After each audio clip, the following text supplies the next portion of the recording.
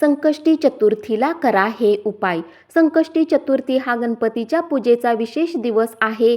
या दिवशी उपवास करणे आणि गणेशाची पूजा करणे अत्यंत लाभदायक मानले जाते. सकाळी अंघोळ करून स्वच्छ वस्त्रे परिधान करून श्री गणेशाच्या मूर्तीसमोर दिवा, उदबत्ती, फुले व नैवेद्य दाखवावा.